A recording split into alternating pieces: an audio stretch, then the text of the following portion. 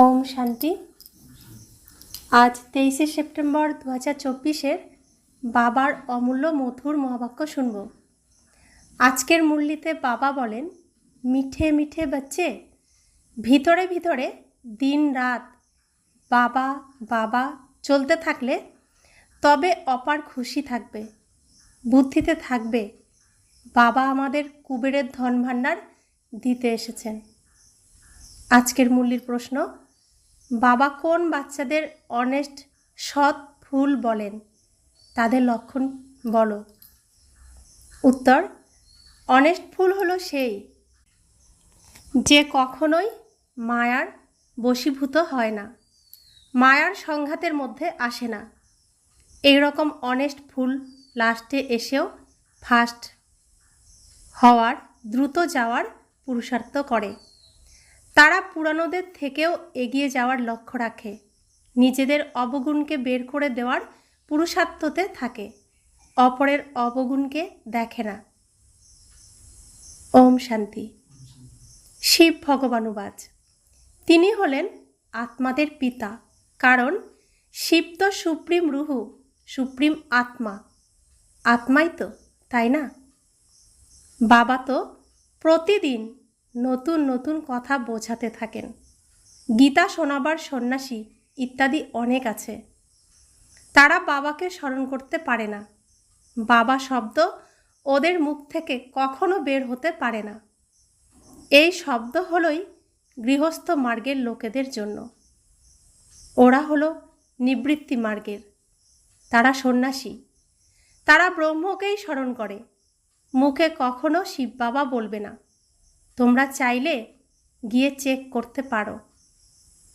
মনে করো বড় বড় বিদ্বান সন্ন্যাসী চিন্ময়ানন্দ ইত্যাদি গীতা শোনায়, এরকম নয় যে তারা গীতার ভগবান শ্রীকৃষ্ণকে বুঝতে পেরে তার সাথে যোগযুক্ত হতে পারবে না। তারা তো ব্রহ্মর সাথে যোগযুক্ত হতে চাওয়া ব্রহ্মজ্ঞানী বা ব্রহ্মতত্ত্বজ্ঞানী। তারা তত্ত্বজ্ঞানী হয়, তারা ব্রহ্মে লীন হতে চায়, ব্রহ্মে লীন হওয়ার সাধনা করে। কিন্তু ব্রহ্মতত্ত্ব আমাদের বাড়িতে কখনো লীন হওয়া যায় না। কৃষ্ণকে কখনো কেউ বাবা বলছে এটা হতে পারে না। কৃষ্ণকে বাবা বলে ডাকছে এমনটা কেউ কখনো শোনেনি। তাহলে কৃষ্ণ তো গীতা শোনানোর বাবা, এটা দাঁড়ালো না। শিবকে সকলে বাবা বলে, কারণ উনি সমস্ত আত্মাদের পিতা। সব আত্মারা ওনাকে ডাকে পরম পিতা, পরমাত্মা। উনি হলেন সুপ্রিম, পরম, কারণ পরমধামে থাকেন। তোমরাও সকলে পরমধামে থাকো, কিন্তু ওনাকে পরম আত্মা বলা হয়। উনি কখনো পুনর্জন্মে আসেন না, নিজেই বলেন আমার জন্ম হলো দিব্য আর অলৌকিক।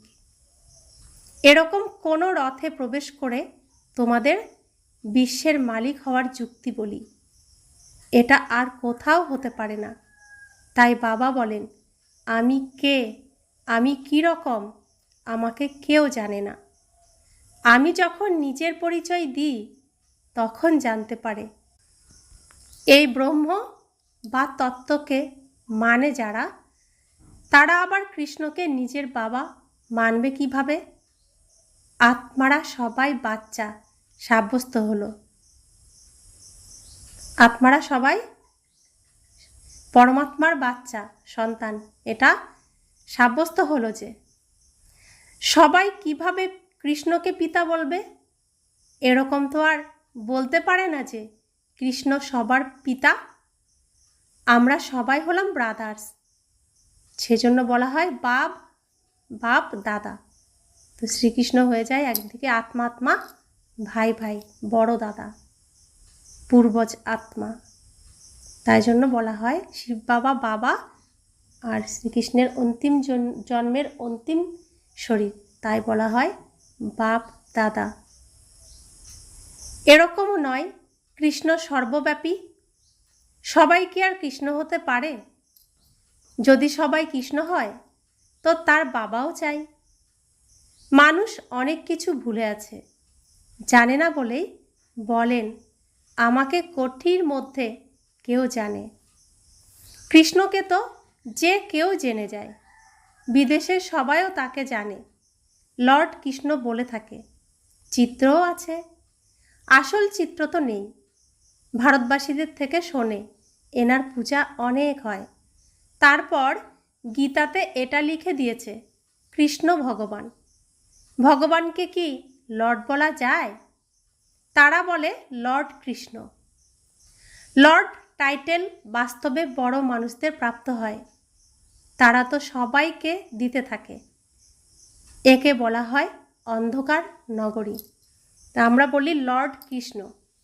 আর বিদেশিরা, ইংরেজরা যখন ভারতে এসে রাজত্ব করতে শুরু করেছে তখন লর্ড বেন্টিন, এরকম লর্ড অনেককে টাইটেল দেওয়া হয়েছিল, কারণ তারা অন্ধ। এই টাইটেল সবাইকে দেওয়া যায় না।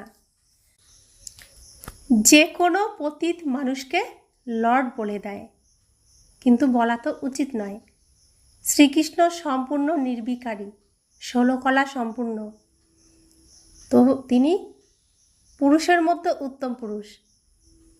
ভগবানের ঈশ্বরীয় বিশ্ববিদ্যালয়ে তিনি পড়াশোনা করে ভগবানের সমস্ত গুণ তিনি অর্জন করেছেন, তাই তার সার্টিফিকেট ভগবান, তাই আমরা তাকে ভগবান বলি। ভগবানের ঈশ্বরীয় বিশ্ববিদ্যালয়ে তিনি ফার্স্ট হয়েছেন, পাশ করেছেন, ফার্স্ট নাম্বার 1 হয়েছেন। তো ভগবানের ইউনিভার্সিটিতে পড়লে সার্টিফিকেট কি থাকবে? ভগবান। ইঞ্জিনিয়ারিং কলেজে যদি পড়ে তো সার্টিফিকেট কি থাকে? ইঞ্জিনিয়ার। ডাক্তারি কলেজে পড়লে ডাক্তার সার্টিফিকেট। তো সেরকম শ্রীকৃষ্ণ ভগবান সার্টিফিকেট পেয়েছেন, তো শ্রীকৃষ্ণকে আমরা ভগবান বলি এর জন্য। কিন্তু এই যে ইংরেজদের লর্ড বলেছে, তারা কি নির্বিকারী? তারা কি ঈশ্বরীয় বিশ্ববিদ্যালয়ে পড়াশোনা করেছে? তারা কি সমগ্র বিশ্বের মালিক হয়েছে? তাহলে লর্ড কেন বলে দেয়? কোথায় আজকালকার পতিত মানুষ? কোথায় শিব বা কৃষ্ণ? বাবা বলেন, আমি তোমাদের যে জ্ঞান প্রদান করি সেটা আবার বিলুপ্ত হয়ে যায়।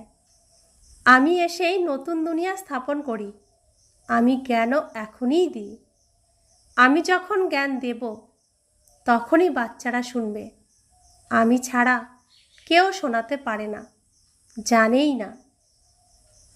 তো ভগবান ছাড়া আর তার সৃষ্টি যে তিনি রচনা করেছেন তার সম্পর্কে সম্পূর্ণ সত্য আর কেউই জানে না বা জানা সম্ভবও নয়।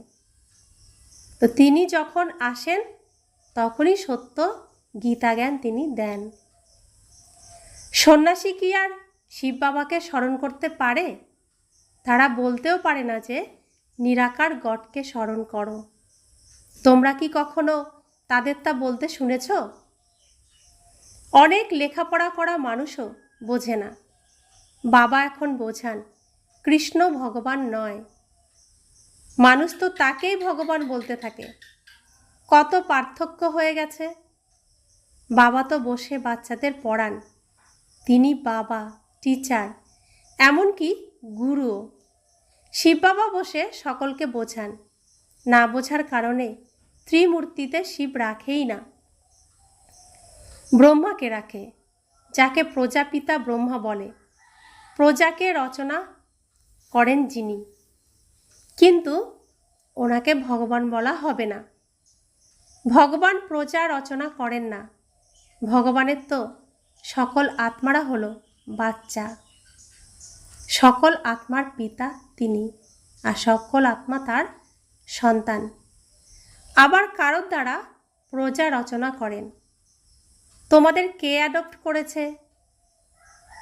ব্রহ্মা দ্বারা বাবা অ্যাডপ্ট করেছেন। ব্রাহ্মণ হবে যখন, তখনই তো দেবতা হবে। তো ব্রহ্মার দ্বারা আমাদেরকে একদম শুদ্ধ পবিত্র জন্ম দিয়েছেন, অলৌকিক ঈশ্বরীয় জন্ম। মুখের দ্বারা আমাদেরকে দত্তক নিয়েছেন। তো আমাদের ঈশ্বরীয় কুলের যে জন্মটা হলো, এটা শুদ্ধ জন্ম হলো, পবিত্র জন্ম হলো। এই যে শুদ্ধ জন্ম আমার হলো, এখন থেকেই আমাকে শুদ্ধতা গ্রহণ করতে হবে। আমি যে ঈশ্বরীয় কুলে আসলাম, আসুরিক কুল থেকে, তো আমি যে নাটক করছিলাম সেই নাটক থেকে আমি চলে এসেছি এখন রিহার্সালের ঘরে, ভগবানের ঘরে, বাবার কাছে, আমার আসল স্বরূপে। তো আমি আর এখন নাটক করছি না, আমি এখন রিহার্সাল করছি, ট্রেনিং নিচ্ছি ভগবানের কাছে আবার নাটক করার জন্য। ভবিষ্যতে যে সিনেমাটা শুরু হতে যাচ্ছে সেখানে অভিনয় করার জন্য। তো আমি যা করছি সেটা সম্পূর্ণই সত্য, এটাতে কোনো অভিনয় নেই। আমরা এখন রিহার্সাল করছি যেটা, সেটা সত্য। আমাদের অভিনয় শেষ হয়ে গেছে, আগের অভিনয় শেষ হয়ে গেছে। তো বাবার কাছে আমরা এখন সন্তান রূপে আছি, অন্য কোনো সম্পর্ক নেই। তাই আমি আত্মা, আমার পিতা পরমপিতা পরমাত্মা, যিনি আমাকে রোজ বাবা হয়ে স্নান করিয়ে দেন, খাইয়ে দেন, শিক্ষক হয়ে পড়াশোনা করান, গুরু হয়ে সঠিক রাস্তা দেখান এই বিষয় বৈতরণী পার হওয়ার। তো ব্রহ্মার দ্বারা করেছেন, কারণ ভগবানের শরীর নেই, জন্ম মৃত্যু রহিত তিনি। তো ব্রহ্মা অর্থাৎ শ্রীকৃষ্ণের অন্তিম জন্ম, তো তার দ্বারাই সমস্ত কর্ম করাচ্ছেন। আমাকে ব্রহ্মার সন্তান ব্রাহ্মণ বানিয়েছেন, ব্রহ্মা কুমারী বানিয়েছেন। তো বাবা বলছেন, এই কথা তো তোমরা কখনো শোনোনি। প্রজাপিতারও অবশ্যই পার্ট আছে, অ্যাক্ট চাই তো। এত প্রজা কোথা থেকে আসবে? তারা তো কুক বংশাবলী, গর্ভজাত হতে পারে না। এত এত সন্তান গর্ভজাত হতে পারে না। সেই গর্ভজাত ব্রাহ্মণ বলবে, আমার সারনেম, আমার পদবি হলো ব্রাহ্মণ। সবার নাম তো আলাদা আলাদা। প্রজাপিতা ব্রহ্মা তখনই বলবে যখন শিব বাবা এনার মধ্যে প্রবেশ করেন। এ হলো নতুন কথা।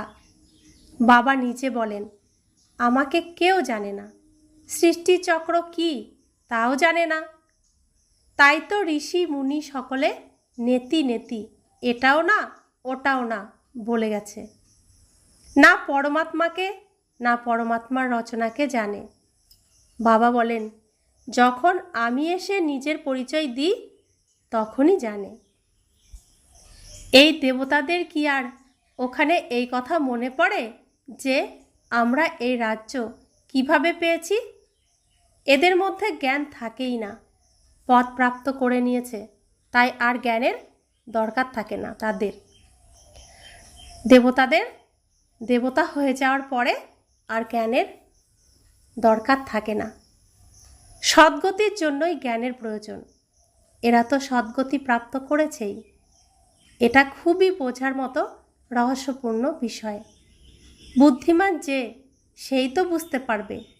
এছাড়া যে সব বয়স্ক মাতারা আছে ওদের মধ্যে এত বুদ্ধিই তো নেই। সেটাও ড্রামার প্ল্যান অনুসারে প্রত্যেকের নিজস্ব পাঠ আছে। এই রকম তো বলবে না যে হে ঈশ্বর বুদ্ধি দাও। আমি সবাইকে এরকম বুদ্ধি দিলে তো সবাই নারায়ণ হয়ে যাবে। সবাই একে অপরের উপরে সিংহাসনে বসবে নাকি? হ্যাঁ, এইম অবজেক্ট হলো এটা হওয়া। সবাই পুরুষার্থ করছে নর থেকে নারায়ণ হওয়ার। হবে তো পুরুষার্থ অনুসারে, তাই না? সবাই যদি হাত তোলে যে আমি নারায়ণ হব, বাবার ভিতরে ভিতরে হাসি আসবে যে। সবাই একরকম হতে পারে কিভাবে? নম্বর অনুযায়ী তো হয়। Narayan the first, Narayan the second, Narayan the third, এইভাবে নারায়ণ দ্য এইথ। তো 8টা জন্ম হবে সত্যযুগে, তো 8বার সিংহাসনে বসবে। যেরকম Edward the first, Edward the second, Edward the third, যেরকম প্রথম সমুদ্রগুপ্ত, দ্বিতীয় সমুদ্রগুপ্ত। তো এই নিয়মটা কোথা থেকে এসেছে? সত্যযুগ থেকেই চলে এসেছে, কিন্তু সেই সব এখন আর নেই। যদিও এইম অবজেক্ট হলো এটা, কিন্তু নিজে তো বুঝতে পারে চলন এমন হলে তবে কি পথ প্রাপ্ত হবে। পুরুষার্থ অবশ্যই করতে হবে। বাবার নম্বর অনুযায়ী ফুল নিয়ে আসেন। নম্বর অনুযায়ী ফুল দিতেও পারেন, কিন্তু ওরকম করেন না। অনেকেই তাতে আশাহত হয়ে পড়বে। বাবা জানেন, দেখেনও কে বেশি সার্ভিস করছে, এ তো খুব ভালো ফুল। শেষে নম্বর অনুযায়ী হয়। অনেক পুরানোরাও বসে আছে, কিন্তু তাদের মধ্যে নতুন নতুন বড় বড় ভালো ফুল আছে। বাবা বলবেন, এ তো নম্বর 1 অনেস্ট ফুল। কোনো দ্বিধা দ্বন্দ্ব, ঈর্ষা ইত্যাদি এর মধ্যে নেই। অনেকের মধ্যে কোনো না কোনো ঘাটতি অবশ্যই আছে। কাউকে তো সম্পূর্ণ বলা যায় না। 16 কলা সম্পূর্ণ হওয়ার জন্য অনেক পরিশ্রমের দরকার। এখন তো কেউ সম্পূর্ণ হতে পারে না। এখন ভালো ভালো বাচ্চাদের মধ্যেও অনেক ঈর্ষা রয়েছে, ঘাটতি তো আছে। বাবা জানেন সকলে কেমন পুরুষার্থ করছে। দুনিয়ার লোকেরা কি জানে? তারা তো কিছু বোঝে না, খুবই কম বোঝে। গরিব যে তাড়াতাড়ি বোঝে। অসীম জগতের বাবা পড়াতে এসেছেন। সেই বাবাকে স্মরণ করলে আমাদের পাপ খণ্ডন হবে। আমরা বাবার কাছে এসেছি, বাবার থেকে নতুন দুনিয়ার উত্তরাধিকার অবশ্যই প্রাপ্ত হবে। নম্বর অনুযায়ী তো হয়ে থাকে। 100 থেকে শুরু করে 1 পর্যন্ত, 1 নম্বর পর্যন্ত। বাবাকে জেনে নিয়েছে, একটু যদি শুনে থাকে তো অবশ্যই স্বর্গে যাবে। 21 জন্মের জন্য স্বর্গে আসা কি কিছু কম ব্যাপার? এরকম তো নয় যে কেউ মরলে পরে বলবে 21 জন্মের জন্য স্বর্গে গেছে। স্বর্গ আছেই বা কোথায়? কীরকম মিস আন্ডারস্ট্যান্ডিং করে দিয়েছে, ভুল বুঝাবুঝি করে দিয়েছে। বড় বড় ভালো লোকেরাও বলে দিয়েছে অমুকে স্বর্গে গেছেন। স্বর্গ বলে কাকে? অর্থ কিছুই বোঝে না। এটা শুধুমাত্র তোমরাই জানো। তোমরাও মানুষ, কিন্তু তোমরা এখন ব্রাহ্মণ হয়েছ। নিজেকে ব্রাহ্মণই বলে থাকো। তোমাদের ব্রাহ্মণদের এক বাপ দাদা আছেন। সন্ন্যাসীদেরকেও তোমরা জিজ্ঞাসা করতে পারো, এই যে মহাবাক্য বা ভগবানুবাচ আছে যে দেহের সাথে দেহের সকল ধর্ম ছেড়ে মামেকম স্মরণ করো, এটা কি কৃষ্ণ বলে যে মামেকম স্মরণ করো?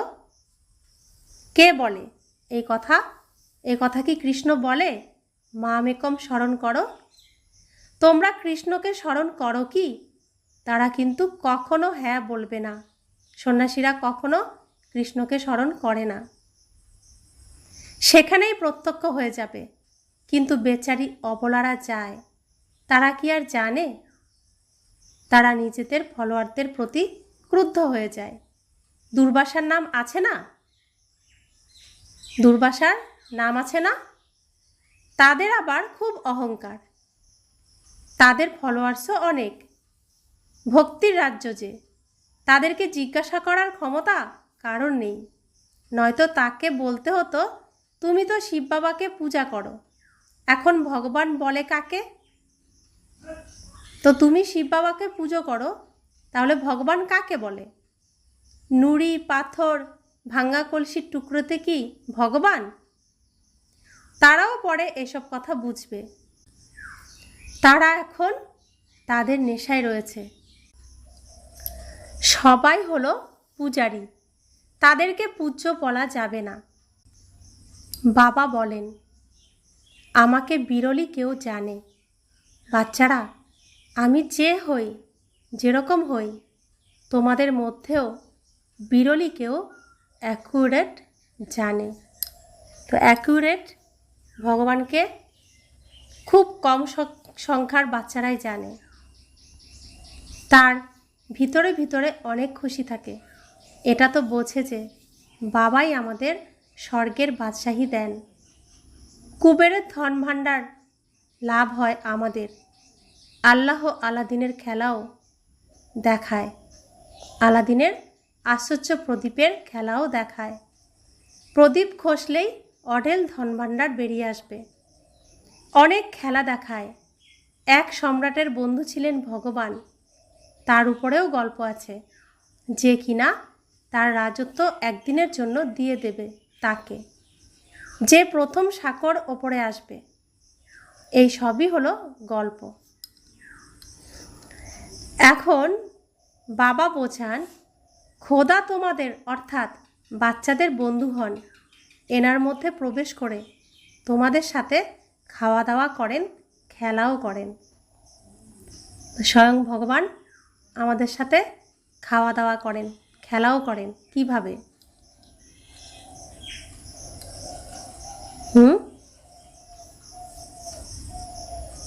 এই যে অমৃতবেলা বসি, অমৃতবেলা বাবার সাথে কথা বলা যায় যে বাবা আমার পাশে বসো, তুমি আমার সাথে চলো। খেতে বসি, বাবা তুমি আমার সাথে খাও। কোথাও যাচ্ছি, বাবা তুমি আমার সাথে চলো। বাবা তুমি এটা করে দাও, বাবা এটা দেখো আমি করতে পারছি না, তুমি করো। তো এরকম আমরা সব সময় সাথী করে রাখি, সব সময় তাকে আমরা আমাদের সাথে রাখি, তিনিও আমাদের সাথে থাকেন। আর সেই অনুভব আমরা করতেও পারি যে ভগবান আমার সাথে আছেন। তাই একা থাকতে কোনো ভয় লাগে না, একা চলতে কোনো ভয় লাগে না। আর আগে কি হতো, একা থাকতে ভয় লাগতো, আর এখন একা থাকতে ভালো লাগে। কারণ একা থাকা মানে ভগবানের সাথে আমি সময় কাটাচ্ছি। কোনো শরীরধারী কেউ থাকলে তখন ভগবানের থেকে মন সেদিকে চলে যায়, কিন্তু একা থাকলে সম্পূর্ণই ভগবানের সাথেই। তার সাথে খাওয়া, তার সাথে সমস্ত কাজকর্ম করা, তার সাথে ঘোরা, তার সাথে খেলা, তার সাথে ঘুমানো, সবটাই তার সাথে। তো সেই জন্য আমাদের এখন নিরিবিলি পছন্দ হয়, তার সাথে থাকতে ভালো লাগে, তার সাথে কথা বলতে ভালো লাগে মনে মনে। তো বাবা বলছেন শিব বাবা আর ব্রহ্মা বাবার রথ একই। অবশ্যই তাই শিব বাবাও খেলা করতে পারেন। বাবাকে স্মরণ করে খেললে এনার মধ্যে দুইজন থাকে। যখন সাকার ব্রহ্মা বাবা ছিলেন তখন তার মধ্যে শিব বাবা ছিলেন। তো ওখানে যারা ছিলেন ব্রহ্মা বাবার সাথে যজ্ঞে, তারা তো সব সময় ভগবানের সাথেই ছিলেন। তো ব্রহ্মা বাবা খেলছে, অর্থাৎ কার সাথে খেলছে? ভগবানের সাথে। আর আমরা খেলছি অনুভবের সাথে। তারা সাকার শরীরে খেলেছে। ব্রহ্মা বাবার সাথে খাওয়া, বসে খাওয়া অর্থাৎ ভগবানের সাথে বসে খাওয়া, ব্রহ্মা বাবার সাথে কোথাও যাওয়া অর্থাৎ ভগবানের সাথে কোথাও যাওয়া। তো আগে পাণ্ডব ভবনে বিকেলে টেনিস খেলা হতো, একদিকে মামার টিম আর একদিকে ব্রহ্মা বাবার টিম। তো খেলতো কার সাথে? ভগবানের সাথে খেলতো না। আর আমরা অনুভবের সাথে খেলি, অনুভব হয় আমাদের। আর তারা সাকারে খেলেছিল, সত্যি সত্যি খেলেছিল। আমরাও সত্যি সত্যি খেলি, কিন্তু অনুভবের দ্বারা। আর তারা সশরীরে, স্থূল শরীরে খেলেছিল। বাবাকে স্মরণ করে খেললে এনার মধ্যে দুজন থাকে। হলেন তো দুইজন, বাবা আর দাদা। কিন্তু এ কথা কেউ বোঝে না, বলে রথে করে এসেছেন। তাই আবার ঘোড়ার গাড়ির রথ দেখিয়ে দিয়েছে। গীতার উপরে ছবিটাতে কি থাকে? ঘোড়ার গাড়িতে শ্রীকৃষ্ণ সারথি আর সামনে 5টা ঘোড়া। তো বাবা বলছেন এরকম বলে না যে কৃষ্ণের উপর বসে শিব বাবা জ্ঞান দিচ্ছেন। তারা আবার বলে দেয় কৃষ্ণ ভগবানুবাচ। এরকম তো বলবে না যে ব্রহ্মা ভগবানুবাচ। না, এটা হলো রথ, শিব ভগবানুবাচ। বাবা বসে তোমাদের অর্থাৎ বাচ্চাদের নিজের আর রচনার আদি মধ্য অন্তের পরিচয়, ডিউরেশন বলেন, সময় কালের পরিধি সম্বন্ধে বলেন। তো কখন 1 1 1 শুরু হয় সাল, প্রথম দিন, প্রথম মাস, প্রথম বছর, ১ সম্বৎ শুরু হয়। কতদিন এক একটা যুগ চলে, কতদিন পর্যন্ত এক একটা যুগের পরিধি, সব তিনি হিসেব করে সময়কাল সমস্ত কিছু বলে দিয়েছেন, যে কথা কেউই জানে না। যারা সেন্সেবল হবে তারা বুদ্ধি দিয়ে কাজে লাগাবে।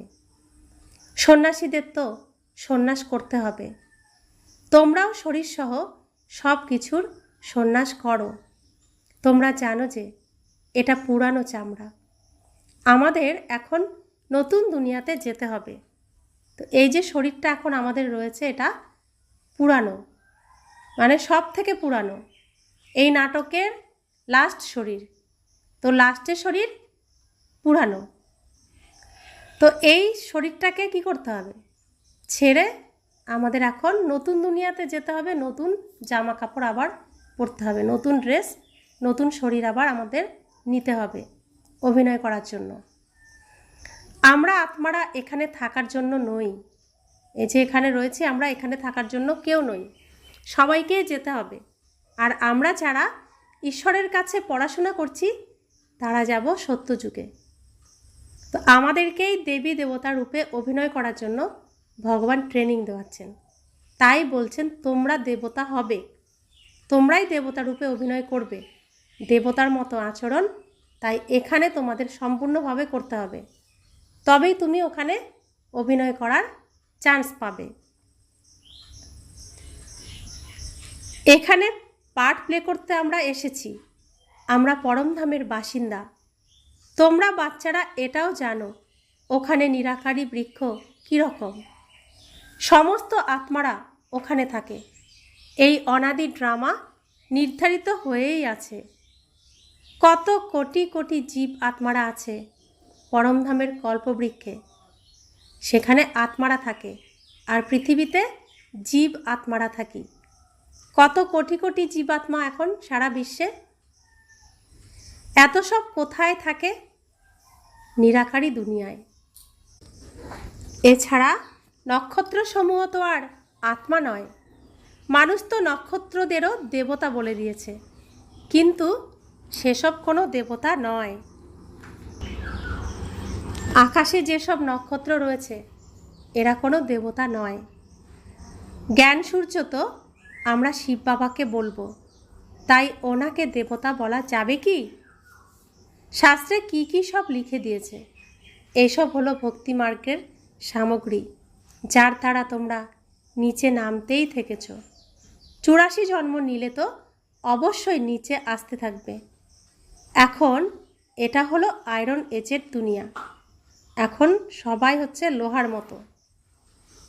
সত্যযুগকে বলা হয় গোল্ডেন এজের দুনিয়া। এখানে কারা থাকতো, সত্যযুগে কারা থাকতো? দেবতারা। তারা গেল কোথায় এটা কারোরই জানা নেই। তারা এটা বোঝে যে মানুষ পুনর্জন্ম নেয়। বাবা বুঝিয়েছেন,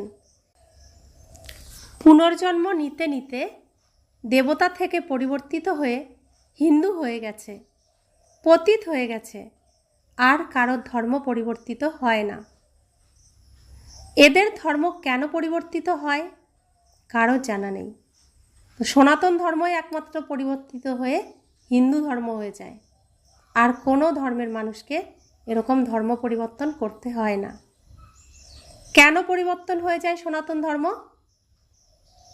বাবা বলেন ধর্মভ্রষ্ট কর্মভ্রষ্ট হয়ে গেছে। দেবী দেবতা যখন ছিল, নারী পুরুষ পবিত্র জুড়ি ছিল, নির্বিকারী ছিল। তোমরা আবার রাবণ রাজ্যে অপবিত্র হয়ে গেছ, তাই দেবী দেবতা বলা যায় না, সেই জন্য নাম হলো হিন্দু। সত্যযুগ ত্রেতা যুগে বলা হয় দেবী দেবতা, দ্বাপর যুগে এসে নিজেদের হিন্দু বলা শুরু করেছে, কারণ পতিত হয়ে গেছে।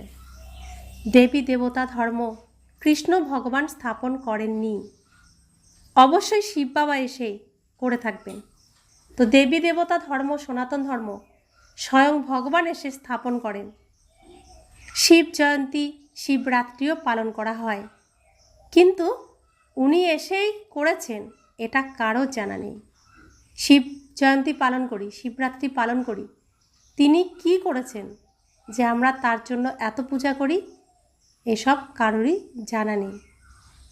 কেন বাবা বলি তাও জানি না কেউ। শিব পুরাণও একটি আছে, বাস্তবে শিবের একমাত্র গীতাই আছে, যা শিব বাবা শুনিয়েছেন, আর কোনো শাস্ত্র হয় না। তো এখন তিনি এই গীত গেয়ে গেয়ে কি শোনাচ্ছেন? গীতা নাম কেন হয়েছে? তিনি রোজ আমাদেরকে গীত শোনান, এই যে মুরলি শোনান, এটাই হলো গীতা। যেহেতু গীত গেয়ে গেয়ে তিনি আমাদেরকে এই বৈতরণী পার করছেন, তো এটাই হলো গীতা। এখন তো আর কোনো শাস্ত্র শোনাচ্ছেন না, শুধু গীতাই শোনাচ্ছেন। তাই বাস্তবে শিব বাবা শুধু গীতাই আছে, আর কোনো শাস্ত্র হয় না। তোমরা কোনো হিংসা করো না, তোমাদের কোনো শাস্ত্র তৈরি হয় না। তোমরা নতুন দুনিয়াতে চলে যাও। সত্যযুগে গীতা ইত্যাদি কোনো শাস্ত্রই হয় না। সেখানে কে পড়বে? তারা তো বলে দেয় এই বেদশাস্ত্র ইত্যাদি পরম্পরায় চলে আসছে, ওদের কিছুই জানা নেই। স্বর্গে কোনো শাস্ত্র ইত্যাদি হয় না। বাবা তো দেবতায় পরিণত করে দিয়েছেন, সকলের সদ্গতি হয়ে গেছে, আবার শাস্ত্র পড়ার দরকার কি? সেখানে শাস্ত্র হয় না। এখন বাবা তোমাদের জ্ঞানের চাবি দিয়ে দিয়েছেন, যার দ্বারা বুদ্ধির তালা খুলে গেছে। প্রথমে তালা একদম বন্ধ ছিল, কিছুই বুঝতে না।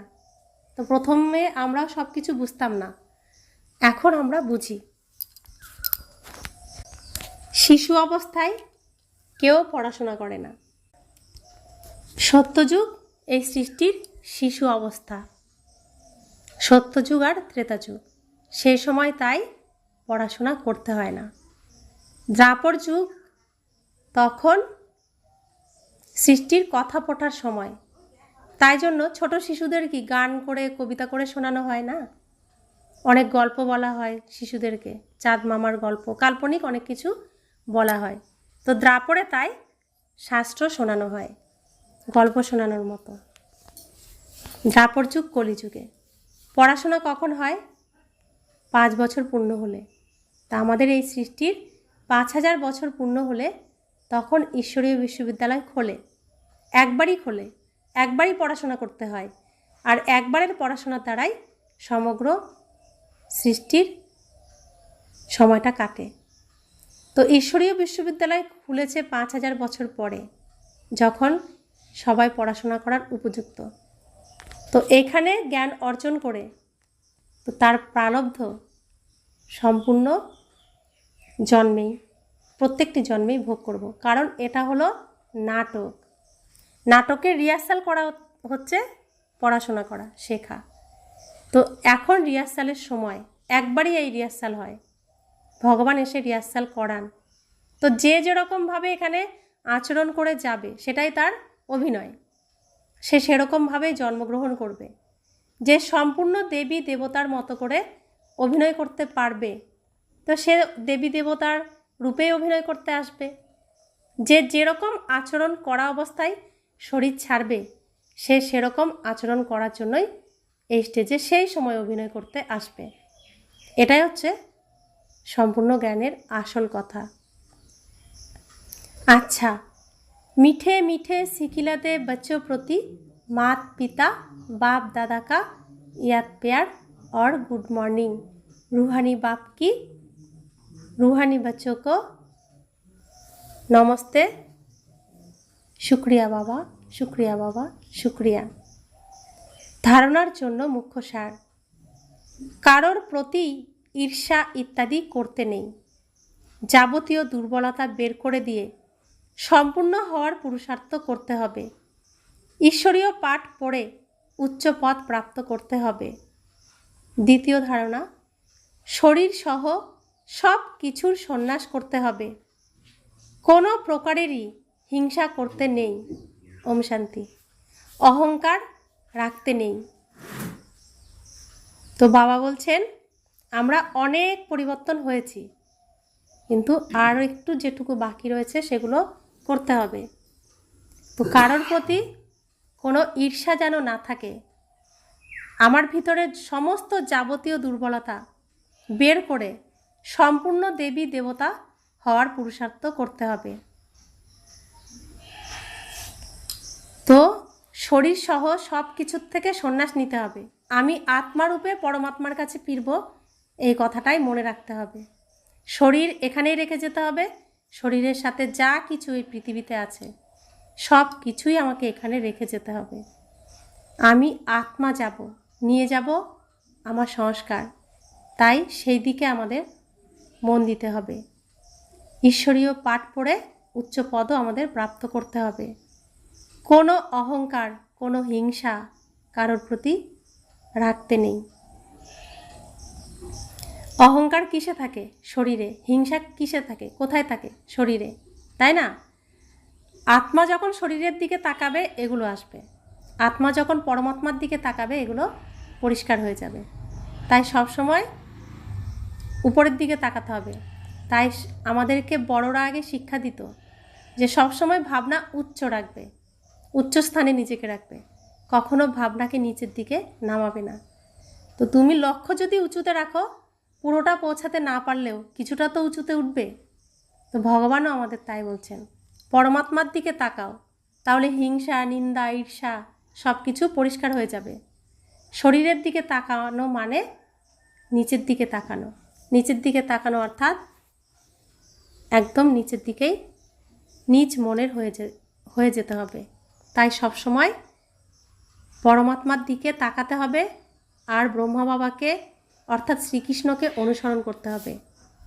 বরদান: অবিনাশী আর অসীম জগতের অধিকারের খুশি বা নেশায় থেকে সদা নিশ্চিত ভব। দুনিয়ায় লৌকিক অধিকারের জন্য অনেক পরিশ্রম করে, তোমরা তো বিনা পরিশ্রমেই অধিকার প্রাপ্ত করেছ। বাচ্চা হয়েছ অর্থাৎ অধিকার নিয়েছ। বাহ, আমি শ্রেষ্ঠ অধিকারী আত্মা। এই অসীম জগতের অধিকারের নেশা আর খুশিতে থাকো তো সদা নিশ্চিন্ত থাকবে। এই অবিনাশী অধিকার নিশ্চিত রূপেই আছে। যেখানে নিশ্চিত থাকে সেখানে নিশ্চিন্ত থাকে। নিজের সকল দায়িত্ব বাবাকে অর্পণ করে দাও, তো সকল চিন্তা থেকে মুক্ত হয়ে যাবে। আমরা জ্ঞান তো পেয়েছি যে আমি এখানে অভিনয় করতে এসেছি। আমার জামা কাপড়, আমার থাকার জায়গা, খাওয়ার ব্যবস্থা, কাদের সাথে অভিনয় করব সেই ব্যবস্থাও কে করে দিয়েছেন? বাবা করে দিয়েছেন। করে তারপরে এখানে পাঠিয়েছেন।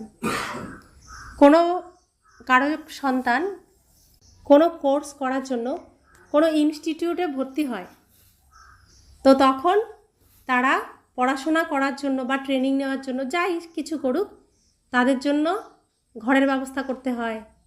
যতদিন থাকবে ততদিনের জন্য খাওয়া দাওয়ার ব্যবস্থা করতে হয়, জামা কাপড়ের ব্যবস্থা করতে হয়, যাতায়াতের ব্যবস্থা, সমস্ত কিছু কে করে দেয় সন্তানের জন্য? মা বাবাই করে দেয়। গিয়ে ঠিক করে সব ব্যবস্থা করে দিয়ে, তাহলে সন্তান তো কিছু করে না। আর যেটুকু তার জন্য দিয়ে পাঠিয়েছে সেখান থেকে যদি সে খরচ করে অন্য কাউকে দিয়ে দেয়, তখন সেই যে ঘাটতি পড়ে পূরণটা কে করে? বাবাই তো করে। ঠিক সেরকমই আমরা পৃথিবীতে আমার বরাদ্দ যা কিছু নিয়ে এসেছি, আমরা আবার কি করছি? মন্দির নির্মাণ করছি, দান করছি, একে ওকে দান করছি।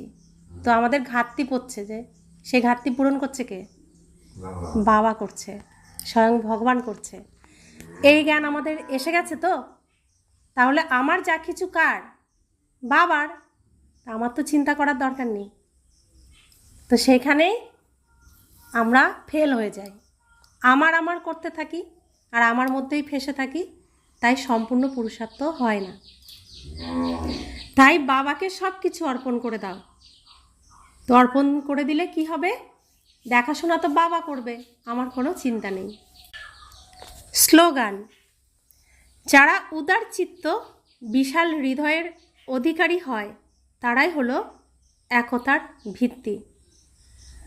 তো ব্রহ্মা বাবা যিনি শ্রীকৃষ্ণের অন্তিম জন্ম। যখন তিনি জানলেন যে তিনিই কৃষ্ণ হবেন আর তাকেই সমস্ত দায়িত্ব নিতে হবে এই পৃথিবীর এই নোংরা দুনিয়ার বিনাশের এবং নতুন দুনিয়া স্থাপনের, তো তিনি কি করলেন, 1 সেকেন্ডেই সাথে সাথেই তার এত বড় হীরার ব্যবসা তিনি সেটাকে ছেড়ে দিলেন। তিনি এই পুরুষার্থে লেগে গেলেন, সর্বস্ব তিনি দান করে দিয়েছেন। কত বড় বিশাল হৃদয়। তো সেরকম আমরা বাচ্চারাও যদি তার মতো হই, ব্রহ্মা বাবার মতো হই, বিশাল হৃদয়ের হই, তাহলে এই যজ্ঞ যে বাবা সন্তানদের দ্বারা চলছে, এই যে এত বড় যজ্ঞ আমাদেরই তন মন ধন দ্বারা চলছে, আমরা কারো কাছে কিছু চাই না। তো সেখানে সব সময় সব বাচ্চার মনে এই চিন্তা থাকবে যে আমি অন্য ভাইদের কি করে বোঝাবো। তো বোঝাতে গেলে আমাকে কোনো সেবা করতে হবে, সেবা করতে গেলে প্রথমে মনের সেবা করতে হবে, তনের সেবা করতে হবে, ধনেরও সেবা করতে হবে, কারণ কোথাও যেতে হলে আমাকে গাড়ি ভাড়া করতে হবে। তো সব সময় চিন্তা চলবে যে কিভাবে এই যজ্ঞটাকে আমরা সম্পূর্ণ করব, এই পুরানো দুনিয়া তাড়াতাড়ি কিভাবে পরিবর্তন হয়ে নতুন দুনিয়া স্থাপন হবে, চিন্তা ভাবনা থাকবে। তখন তারা বিশাল হৃদয়ের হবে, শুধু নিজের সংসার নিয়ে ভাববে না, সমগ্র বিশ্বকে সংসার ভাববে। তখন সব কিছু শিব বাবার ভেবে আর এই যজ্ঞের মধ্যে তাদের সমস্ত রকম সহযোগিতা দিতে কোনো দ্বিধা থাকবে না, মনের মধ্যে কোনো দ্বন্দ্ব থাকবে না। তো বিশাল হৃদয় হলে তবে একতাতে আসতে পারবে, সবাইকে নিয়ে চলবো, তাই না? সেই মনটা তখন আসবে। ওম শান্তি।